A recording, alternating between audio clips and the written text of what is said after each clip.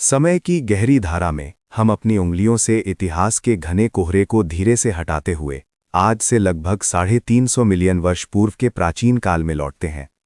वो भूवैज्ञानिकों द्वारा मिसिसिपियन काल के रूप में जाना जाने वाला एक शानदार युग था, जब पृथ्वी का भूभाग अभी तक स्थिर नहीं हुआ था। केंटकी राज्य, जिसे हम आज लहरदार पहाड़ियों या हरे भरे जंगलों के लिए जानते हैं, उस समय एक विशाल, गर्म और जीवन से भरपूर उथले समुद्र में डूबा हुआ था।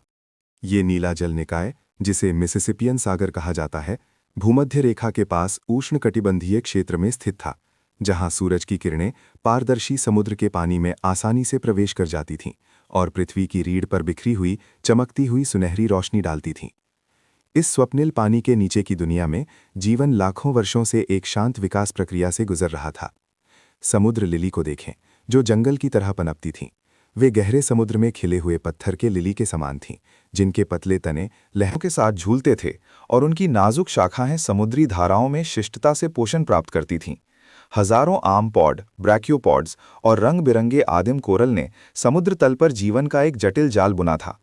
जब ये जीव अपना जीवन चक्र पूरा करके धूल में मिल जाते थे, तो उनकी कैल्शियम कार्बोनेट से भरपूर हड्डियां और खोल लाखों वर्षों तक कभी न रुकने वाली जैविक बर्फ की तरह एक के बाद एक धीरे धीरे और मजबूती से गहरे समुद्र तल पर बिछते चले गए।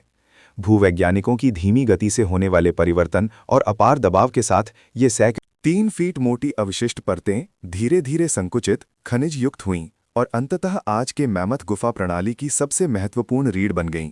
सेंट लुइस चूना पत्थर, सेंट जेनेविव चूना पत्थर और सबसे ऊपरी गिरकिन समूह चूना पत्थर। ये चूना पत्थर शुद्ध और अत्यधिक घुलनशील हैं, जैसे कि प्रकृति ने पहले से ही एक विशाल, मुलायम चट्टानी कैनवास तैयार कर रखा हो, जो भविष्य के जलधाराओं की नक्काशी का इंतजार कर रहा हो। हालांकि भूवैज्ञानिक गाथा यहीं समाप्त नहीं हुई। समुद्र तल के उतार चढ़ाव के साथ दूर की प्राचीन नदी मिशिगन नदी ने बड़ी मात्रा में गाद और मलबे को बहा कर लाया और इस चूना पत्थर के समुद्र तल पर एक मोटी नदी डेल्टा जमाव की परत चढ़ा दी। क्वार्ट्स के टुकड़ों से भरपूर ये रेत के कण समय के उत्प्रेरक में कठोर, संक्षारण प्रतिरोधी बिग क्लिफ्टी सैंडस्टोन में बदल गए। ये मोटी कवच जैसी बलुआ पत्थर की परत ने न केवल नीचे के चूना पत्थर को सुरक्षा प्रदान की, ऊर्ध्वाधर वर्षा के कटाव को रोका, बल्कि ये एक मजबूत छत की तरह भी काम करती थी, जिसने भविष्य में बनने वाली विशाल गुफा प्रणाली को खुदाई के दौरान आसानी से ढहने से बचाया। इस प्रकार मैमथ गुफा की भूवैज्ञानिक नींव स्थापित हो गई। नीचे घुलनशील नरम हृदय था और ऊपर एक अटूट सुरक्षा कवच था। ये 300 मिलियन वर्षों से शांत भूवैज्ञानिक व्यवस्था भविष्य की उस एक बूंद अम्लीय वर्षा की प्रतीक्षा कर रही थी, जो दुनिया को बदलने वाली थी और पृथ्वी के अंदरूनी हिस्सों के शानदार परिदृश्य को खोल सकती थी। लाखों वर्षों में फैली हर महाकाव्य की शुरुआत अक्सर सबसे मामूली से होती है। कल्पना कीजिए, 1 करोड़ साल पहले एक दोपहर आज के केंटकी की धरती पर एक मूसलाधार बारिश हुई। ये बारिश का पानी लौ और उपजाऊ मिट्टी से गुजरते हुए चुपचाप कार्बन डाइऑक्साइड को सोख लेता था और अत्यंत कमजोर कार्बोनिक एसिड के घोल में बदल जाता था। यही प्रकृति का सबसे शालीन और धैर्यवान मूर्तिकार है। जब ये हल्का अम्लीय सतही पानी धरती में रिसता था, तो ये पहले उस कठोर अभेद्य बिग क्लिफ्टी सैंडस्टोन परत से टकराता था। ये मोटी बलुआ पत्थर की परत भूमिगत दुनिया के लिए एक सुरक्षात्मक छाते की तरह थी, जिसने बड़े पैमाने पर कटाव को तो रोका, लेकिन इसने मैमथ गुफा को एक महत्वपूर्ण विशेषता भी प्रदान की। जब पानी अंततः बलुआ पत्थर की दरारों में एक निकास पाता था, तो वो अत्यधिक केंद्रित शक्ति के साथ नीचे के चूना पत्थर पर लाखों वर्षों तक चलने वाला रासायनिक हमला शुरू कर देता था। ये क्रूर तोड़फोड़ नहीं, बल्कि सूक्ष्म विघटन था। जब हल्का अम्लीय पानी की बूंदें 300 मिलियन साल पुराने मिसिसिपियन चूना पत्थर के संपर्क में आती थीं, तो अंधेरे में रासायनिक प्रतिक्रिया चुपचाप शुरू हो जाती थी। कार्बोनिक एसिड धीरे धीरे और दृढ़ता से कैल्शियम कार्बोनेट को घोलता था, जैसे गर्म सुई बर्फ में घुसती है, और चट्टान की परतों के जंक्शन पर बालों जैसी दरारें बनाती थीं। समय के साथ गुरुत्वाकर्षण इस इंजीनियरिंग का मुख्य कमांडर बन गया। पानी की धाराएं ऊर्ध्वाधर संरचनात्मक दरारों के साथ नीचे गिरती थीं, जिससे कैथेड्रल जैसे भव्य ऊर्ध्वाधर गहरे कुएं बनते थे। मैमथ गुफा के गुंबद की गहराई में आप पानी की बूंदों और चट्टानी दीवारों के टकराने की स्पष्ट प्रतिध्वनि सुन सकते हैं, जहां 60 मीटर तक की सीधी जगह लाखों वर्षों तक पानी के निरंतर ऊर्ध्वाधर गिरने और घुलने से तराशी गई एक पवित्र गुफा है। हालांकि पानी की महत्वाकांक्षा किरहल गहराई तक सीमित नहीं थी। जब ये कहानी की धाराएं उस समय के भूजल स्तर पर पहुंचती थीं, तो वे नीचे जाने के बजाय क्षैतिज रूप से बहने लगती थीं और भूमिगत नदी प्रणालियों में मिल जाती थीं। ये भूमिगत नदियां जैसे पौराणिक स्टाइक्स नदी और इको नदी चूना पत्थर की परतों के मामूली झुकाव के साथ धीरे धीरे उत्तर की ओर ग्रीन नदी की ओर बहती थीं। ये बाहरी परिदृश्य के साथ एक समकालिक नृत्य था। जब बाहरी ग्रीन नदी हिमनद काल के चक्रों के साथ लगातार अपने नदी तल को काटती थी तो भूमिगत जलस्तर भी तदनुसार नीचे गिरता था। जब भी पानी का स्तर घटता था तो पानी से भरी क्षैतिज पाइपलाइनें सूख जाती थीं, जिससे जीवों के रहने या खोजकर्ताओं के सांस रोके आगे बढ़ने के लिए सूखी गलियां बन जाती थीं और नई घुलनशील प्रक्रियाएं गहरे भूमिगत में फिर से शुरू हो जाती थीं। इस प्रकार पानी के स्तर में 5 चरणों के परिवर्तन के बाद गहरी परतें एक अत्यंत जटिल 5 स्तरीय त्रिआयामी नेटवर्क में आपस में जुड़ गईं। सूखी विशाल गैलरियां और गहरी नम ऊर्ध्वाधर शाफ्ट त्रिआयामी अंतरिक्ष में आपस में जुड़े हुए थे। कुछ गलियां भूमिगत रेलवे की तरह सपाट थीं, कुछ दरारें ब्लेड की तरह संकीर्ण थीं और कुछ फैट मैन्स परसिपिरेशन की तरह घुमावदार चांदी के छेद जैसी सुरंगें थीं। ये तरल द्वारा गढ़ा गया एक ठोस भूल भुलैया है। चट्टान की दीवार पर हर एक निशान, हर एक गोल चाप भूमिगत नदी के कभी बहने के पथ और गति को दर्ज करता है। शाश्वत अंधेरे में हल्का अम्लीय बारिश का पानी समय को कलम बनाता है, चट्टान को कागज बनाता है और इस दुनिया से कटे हुए भूवैज्ञानिक गहराई में समय और स्थान पर फैली एक गतिशील मानचित्रण को चित्रित करता है। ये न केवल भौगोलिक चमत्कार है, बल्कि पानी के अणुओं और कैल्शियम कार्बोनेट के बीच एक अंतहीन नरम संवाद भी है। इस धरती की गहराई में समय की गणना अब मिनटों और सेकंडों में नहीं, बल्कि पानी की टपकती बूंदों की लय में होती है। अवसादन का समय में आपका स्वागत है। यहाँ अंधेरा केवल दृश्य की अनुपस्थिति नहीं है, बल्कि एक भारी उपस्थिति भी है, जो एक अदृश्य मखमली परत की तरह इस 300 मिलियन वर्ष पुरानी भूवैज्ञानिक भूल भुलैया को लपेटे हुए है। जब हम धरती की सतह के तूफानी शोरगुल से दूर मैमथ गुफा के सबसे गुप्त आंतरिक भाग में प्रवेश करते हैं, तो आप वह कमजोर लेकिन शाश्वत ध्वनि सुनेंगे। टप टप। ये भूमिगत पानी की आवाज है, जो चूना पत्थर की परतों से गुजरने के बाद अंततः गुफा की छत के किनारे पर इकट्ठा होता है। पानी की प्रत्येक क्रिस्टलीय बूंद अपने ऊपर की चट्टान की परतों से घुले हुए कैल्शियम कार्बोनेट को वहन करती है। जब पानी की बूंद अंधेरे में लटकी हुई गुफा के भीतर की हवा से मिलती है, तो थोड़ी मात्रा में कार्बन डाइऑक्साइड चुपचाप निकल जाती है, जिससे रासायनिक संतुलन टूट जाता है। इसी क्षण अत्यंत छोटे कैल्साइट क्रिस्टल अलग होकर चट्टान की दीवार पर रह जाते हैं। यही स्टैलेक्टाइट का प्रारंभिक बिंदु है। शुरुआत में ये केवल एक खोखली पतली सोडा स्ट्रॉ होती है, जिसके केंद्र में पानी धीरे धीरे बहता है। जैसे जैसे साल बीतते हैं, पानी की बूंदें बाहरी दीवार के साथ बहने लगती हैं। खनिज परत दर परत जमा होते हैं, जिससे पतली स्ट्रॉ धीरे धीरे मोटी होकर भारी और कठोर शंकु के आकार का स्टैलेक्टाइट बन जाती है, जो धरती के अंदर के बर्फ के टुकड़े की तरह अंधेरे में चुपचाप लटकी रहती है। इसी बीच जो बूंदें जमीन पर गिरती थीं, वे भी निष्क्रिय नहीं रहती थीं। जब वे गुफा के फर्श से टकराती थीं, तो बचा हुआ कैल्शियम कार्बोनेट ऊपर की ओर जमा हो जाता था, जिससे गोल और ठोस स्टैलेग्माइट बनते थे। ये स्टैलेग्माइट्स ऐसे लगते हैं जैसे धरती से उगे हुए पत्थर के जीवन हों, जो धैर्यपूर्वक ऊपर से आने वाले स्टैलेक्टाइट का इंतजार कर रहे हों। हजारों वर्षों के लंबे इंतजार के बाद दोनों अंततः हवा में मिलते हैं, जुड़ जाते हैं और धरती को छूते हुए विशाल स्तंभों में बदल जाते हैं, जो प्रकृति के इस भूमिगत मंदिर को सहारा देते हैं। कुछ विशिष्ट क्षेत्रों में, जैसे प्रसिद्ध फ्रोजन नियाग्रा फॉल्स में, चट्टानें ऐसी लगती हैं जैसे वे बहते समय में तुरंत जम गई हों, जिससे शानदार फ्लो स्टोन के दृश्य बनते हैं, जो तरल सौंदर्य और ठोस कठोरता के अद्भुत विरोधाभास को दर्शाते हैं। हालांकि मैमथ गुफा का सबसे आकर्षक भूवैज्ञानिक विकास अक्सर सबसे सूखे, सबसे शांत कोनों में होता है। उस मोटी बिग क्लिफ्टी सैंडस्टोन की सुरक्षा के तहत कई गलियारों में पानी नहीं टपकता, जिससे एक और खनिज चमत्कार खिलने में सक्षम होता है। वो है जिप्सम फूल। स्टैलेक्टाइट्स के ऊर्ध्वाधर गुरुत्वाकर्षण विकास के विपरीत जिप्सम फूलों का निर्माण केशिका दबाव से होता है। खनिज तब पानी चट्टान के छोटे छोटे छिद्रों से धीरे धीरे बाहर निकलता है, और जब नमी सूखी हवा में वाष्पित होती है, तो कैल्शियम सल्फेट क्रिस्टल खिलने लगते हैं। वे गुरुत्वाकर्षण का पालन नहीं करते, बल्कि बेतरतीब ढंग से मुड़ते घूमते हैं, जिससे रेशम जैसे नाजुक, बर्फ जैसे सफ़ेद घुमावदार पंखुड़ियां बनती हैं। ये पत्थर के फूल अंधेरे में बिना किसी को जाने बढ़ते हैं। कुछ बालों जैसे पतले जिप्सम सुइयों में बदल जाते हैं, जबकि कुछ बर्फ के गोले जैसे गुच्छेदार क्रिस्टल में संघनित हो जाते हैं। क्रिस्टल की सतह मंद प्रकाश छाया में ठंडी और कुलीन चमक के साथ झिलमिलाती है। ये एक ऐसी प्रक्रिया है जहां चट्टान सूक्ष्म पैमाने पर धीरे धीरे विकसित होती है। प्रत्येक मिलीमीटर की वृद्धि में शायद मनुष्य की एक सदी लग जाती है। हवा, प्रकाश और लगभग कोई जैविक गड़बड़ी ना होने वाले इस चरम वातावरण में खनिज के अणु मूक वास्तुकारों की तरह 300 मिलियन वर्षों की नींव पर एक एक ईंट करके इस भव्य भूमिगत महाकाव्य का निर्माण कर रहे हैं।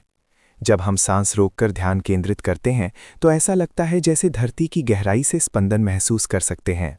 चट्टानें अब ठंडी और भावनाहीन निर्जीव वस्तुएं नहीं हैं, बल्कि समय के सबसे वफादार रिकॉर्डर हैं, जो पृथ्वी की हर कंपन, हर भारी बारिश के अवशेष को इन शानदार क्रिस्टलीय संरचनाओं में सटीक रूप से जमा करती हैं। मैमथ गुफा की गहराई में समय बीता नहीं है, ये बस शाश्वत कला में चुपचाप अवसादित हो गया है। चूना पत्थर की गहरी अंधेरी गैलरियों से गुजरते हुए हम एक ऐसे आयाम में प्रवेश करते हैं जहां प्रकाश पूरी तरह अनुपस्थित है। यहाँ न दिन रात का परिवर्तन है, न ऋतुओं का चक्र, केवल एक स्थिर लगभग 300 मिलियन वर्षों का से जमी हुई खामोशी है। मैमथ गुफा प्रणाली की गहराई में जीवन सूर्य के प्रकाश पर निर्भर नहीं करता, बल्कि एक अत्यंत ऊर्जा कुशल अंधेरे की लय के अनुसार धीरे धीरे स्पंदित होता है। यहाँ की हवा हमेशा लगभग 12 डिग्री सेल्सियस के स्थिर तापमान पर बनी रहती है और नमी इतनी सघन होती है कि मानो पानी निचोड़ा जा सके। इसी शाश्वत पाताल लोक में विकास ने भव्य रंगों को धो डाला है और केवल अस्तित्व के शुद्धतम आधार को छोड़ दिया है। भूमिगत नदी की गहरी और धीमी तरंगों में केंटकी गुफा की अंधी मछली सफेद भूतों की तरह शांति से तैरती रहती है। उन्होंने अंधेरे में पूरी तरह अनुपयोगी अपनी आंखों को बहुत पहले ही त्याग दिया है और इसके बजाय उनके पूरे शरीर पर अत्यंत संवेदनशील संवेदी पैपिला फैले हुए हैं। ये नाजुक संवेदी अंग पानी में सबसे हल्के दबाव परिवर्तन को भी भांप सकते हैं, यहाँ तक कि कई मीटर दूर एक रेत के कण का गिरना भी उनके लिए गड़गड़ाहट की तरह स्पष्ट होता है। ये लगभग एक चमत्कारिक अनुकूलन है। जहाँ देखने की क्षमता नहीं होती, वहाँ वे अपनी त्वचा से दुनिया को छूते हैं और पूरे शरीर से नदी के स्पंदन को महसूस करते हैं। क्योंकि भोजन अत्यंत दुर्लभ है, ये अंधी मछलियाँ अपने चयापचय दर को आश्चर्यजनक रूप से कम रखती हैं। उनकी जीवन लय इतनी धीमी होती है कि वे बिना भोजन के 2 साल तक जीवित रह सकती हैं और लगभग आधी सदी के जीवन काल के साथ धरती के केंद्र की गहराई में एक लंबी दौड़ का प्रदर्शन करती हैं। और भी गहरे, धीमी गति से बहने वाले जल क्षेत्रों में और भी दुर्लभ चमत्कार निवास करते हैं। केंटकी गुफा झींगे के कटकी केव श्रिम्प। ये छोटे क्रस्टेशियन लगभग पूरी तरह से पारदर्शी होते हैं। उनके अर्ध पारदर्शी खोल के नीचे उनका नाजुक हृदय स्पंदन स्पष्ट रूप से दिखाई देता है, मानो वे परिष्कृत क्रिस्टल से तराशे गए हों। मैमथ गुफा प्रणाली की एक स्थानिक प्रजाति के रूप में उनका पूरा जीवन इन्हीं ठंडी भूमिगत नदियों में सीमित रहता है, जहां वे अपने शरीर से लंबे एंटीना का उपयोग करके मिट्टी और रेत में सूक्ष्म जीवों और कार्बनिक अवशेषों को सावधानी से छानते हैं। वे चरम वातावरण में न्यूनतमवादी होते हैं, वर्णक को संश्लेषित करने में एक भी ऊर्जा बर्बाद नहीं करते और अस्तित्व की अपनी प्रवृत्ति को अपनी प्रत्येक नाजुक अंग की हरकत में संकेंद्रित करते हैं। ऊपर पथरीली दीवार की ओर देखने पर हमें यहाँ के ऊर्जा के दूत, गुफा के झींगुर, केव क्रिकेट्स दिखाई देंगे।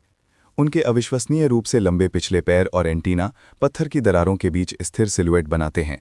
हालांकि वे कभी कभी भोजन की तलाश में गुफा के मुहाने के पास गोधूली क्षेत्र में जाते हैं, लेकिन अधिकांश समय वे एक ध्यानमग्न साधु की तरह चट्टान की दीवार पर लंबे समय तक स्थिर रहते हैं, जिससे मूल्यवान कैलोरी बचाते हैं। वे इस बंद प्रणाली और बाहरी दुनिया के बीच एकमात्र भौतिक कड़ी हैं, जो अपने उत्सर्जन और अंडे देने के माध्यम से सतह की दुनिया से ऊर्जा को इस बंजर भूमि में टपकाते हैं और नीचे बीटल, मकड़ियों और कवक के सूक्ष्म पारिस्थितिकी तंत्र को बनाए रखते हैं। मैमथ गुफा के इस अंधेरे संगीत में कोई दिल दहलाने वाला शिकार नहीं है, केवल ऊर्जा के प्रति अत्यधिक सावधानीपूर्वक प्रतीक्षा है। इन जीवों ने पूर्ण अंधेरे में समय के साथ रहकर कड़ी का खोज लिया है। वे अब गति और शक्ति का पीछा नहीं करते, बल्कि एक लगभग शाश्वत, कम ऊर्जा वाली धीमी गति से चूना पत्थर की गोद में लाखों वर्षों से चली आ रही इस धरती के केंद्र की खामोशी की रक्षा करते हैं। ये अस्तित्व की दृढ़ता की एक मूक स्तुति है, जो साबित करती है कि जीवन सबसे चरम अभाव में भी एक मार्मिक, अंधेरी लय लिख सकता है। लाखों वर्षों के लंबे भूवैज्ञानिक विकास को पार करते हुए जब हम मैमथ गुफा के गहरे और शांत ऊपरी गलियारों में धीरे धीरे कदम रखते हैं तो हवा में केवल चट्टानों की गंध ही नहीं बल्कि समय में धीरे से लिपटी हुई मानव स्मृति भी संघनित होती है। यहाँ अंधेरा खाली नहीं है बल्कि इतिहास की परतों की प्रतिध्वनि है। जब आपके पैर की उंगलियां उन सूखी रेतीली जमीनों पर हल्के से पड़ती हैं तो हो सकता है कि आप 4000 साल पहले के प्राचीन आदिवासियों के पदचिन्हों पर चल रहे हों। वे दिवंगत पूरा पाषाण काल और प्रारंभिक वनभूमि काल के पूर्वज थे, जिन्होंने आधुनिक प्रकाश उपकरणों के बिना प्राचीन वर्षों में केवल नदी की नरकट से बंधी मशालों के गुच्छों के सहारे इस अज्ञात भूमिगत भूल भुलैया में बहादुरी से प्रवेश किया था। चारों ओर देखने पर चूना पत्थर की दीवारों पर अभी भी काले धुएं के निशान स्पष्ट रूप से दिखाई देते हैं। वे प्राचीन लोगों द्वारा मशालों की राख साफ करने के लिए लापरवाही से दीवारों पर ठोकने से बने ठोकर के निशान हैं। गुफा के 12 डिग्री सेल्सियस के स्थिर ठंडे तापमान और स्थिर आर्द्रता में ये लकड़ी के कोयले और नरकट के टुकड़े आश्चर्यजनक रूप से सड़ने से बचे रहे। वे छाया में चुपचाप पड़े हैं, मानो कल ही बुझे हों। और भी चौंकाने वाली बात यह है कि पुरातत्वविदों ने इन सूखे कोनों में पूरी तरह से बुनी हुई घास की चप्पलें पाई हैं, जो स्थानीय विशेष पौधों के रेशों से सावधानीपूर्वक बुनी हुई सुरक्षात्मक वस्तुएं थीं।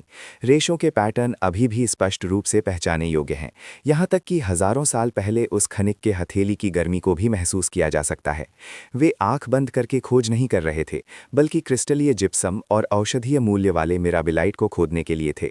मशाल की टिमटिमाती रोशनी में वे नदी के सीपी के खोल से चट्टान की दीवार से खनिजों को खुरचते थे, और दीवारों पर छोड़े गए उन खरोंचों के निशान आज भी उनके वहां काम करने के मूक प्रमाण है। जैसे जैसे समय का पहिया 19वीं सदी की शुरुआत की ओर बढ़ा, इस शांत अंधेरे को फिर से औद्योगिक शोर ने रोशन किया। 1812 के युद्ध में गन पाउडर की तत्काल आवश्यकता का सामना करने के लिए मैमथ गुफा एक विशाल नमकपीटर खदान में बदल गई। प्रसिद्ध घूमने वाले हॉल रॉटन दा में प्रवेश करने पर आप अभी भी उन विशाल लकड़ी के पानी के कुंडों और लीचिंग वैटों को देख सकते हैं, जो मोटी ओक और चिनार की लकड़ी के तख्तों से बने थे, और गुफा के वातावरण के प्राकृतिक परिरक्षण के कारण लकड़ी की बनावट आज तक नहीं टूटी है। उस समय गुलाम अफ्रीकी मजदूर मंद लैंप के तेल की रोशनी में दिन रात नाइट्रेट कैल्शियम से भरपूर मिट्टी खोदते थे और कई किलोमीटर लंबी खोखली लकड़ी की पाइपलाइनों के माध्यम से पहाड़ के झरने के पानी को निकालकर निष्कर्षण करते थे।